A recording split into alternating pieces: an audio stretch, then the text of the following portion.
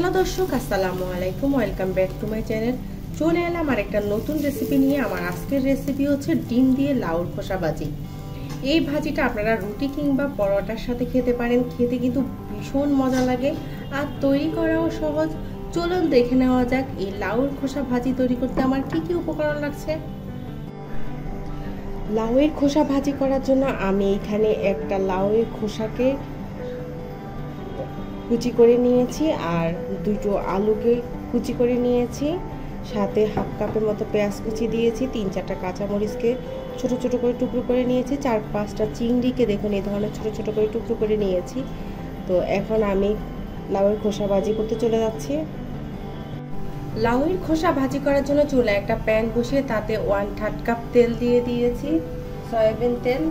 এখন দিয়ে দিচ্ছি পেঁয়াজ কুচি, হাফ কাপের মতো পেঁয়াজ কুচি করেছি, 4-5টা কাঁচামরিচকে ছোট ছোট টুকরো করে নিয়েছি, সেটা দিয়ে দিচ্ছি।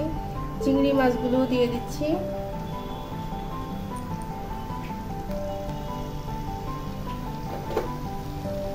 তো এরপর দিয়ে দিচ্ছি 1 চামচ রসুন বাটা, 1 চামচের মতো জিরা বাটা। ভাজিতে কিন্তু মশলা বাটা দিলে খেতে কিন্তু ভীষণ মজা লাগে।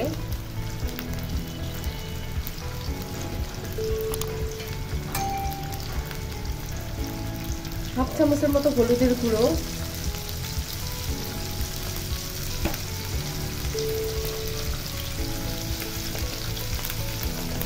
হাফ চামচের মতো মরিচের গুঁড়ো,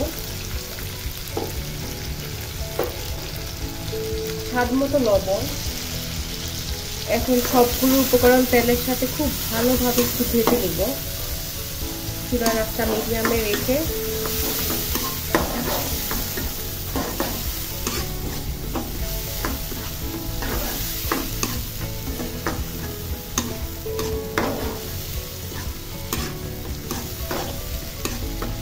তো এখন আমি একটু কিছুক্ষণ কষিয়ে নিচ্ছি।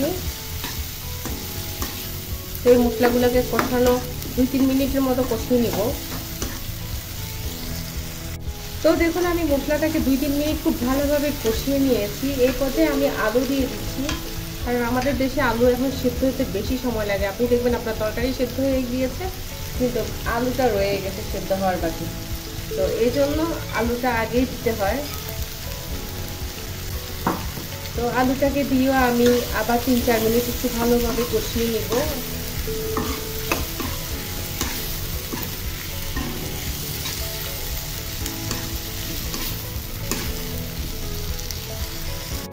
তো দেখুন আলুটাকে আমি 3-4 মিনিট ধরে কষিয়ে নিয়েছি। আলুটা দেখুন হাফ সিদ্ধ হয়ে গিয়েছে।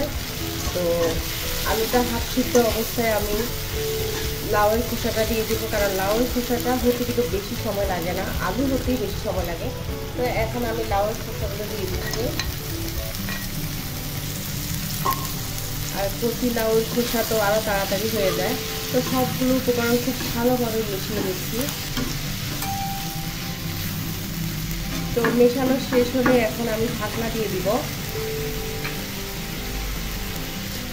তো আমি ঢাকনা দিয়ে দিচ্ছি। চুলার আঁচটা মিডিয়ামে রেখে 4-5 মিনিট আমি লাউয়ের খোসাটা ভাজি করে নিব। তো 4-5 মিনিট পর আমি ঢাকনাটা তুলে নিচ্ছি। তো আমি লাউয়ের খোসাটা আবার নেড়ে চেড়ে দিচ্ছি।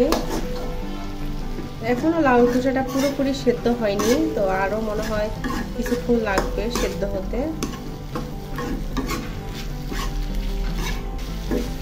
তো চুলার আঁচটা মিডিয়ামে রেখে আমি আরও 3-4 মিনিট লাউয়ের খোসাটা ভেজে নিব। তো আরও 3-4 মিনিট লাউয়ের খোসাটা ভেজে নেওয়ার পরে আমার লাউয়ের খোসাটা প্রায় সেদ্ধ হয়ে গিয়েছে।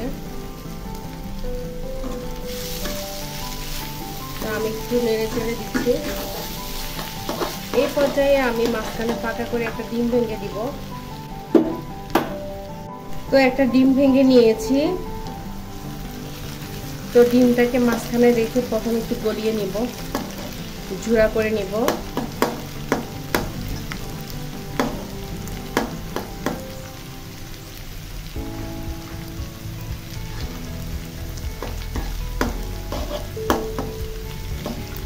তো দেখুন ডিমটা অনেকটা ঝুরঝুরে হয়ে গিয়েছে। এই পর্যায়ে আমি সবগুলো লাউর খোসা আলুর সাথে আমি ডিমটা মিশিয়ে দিব।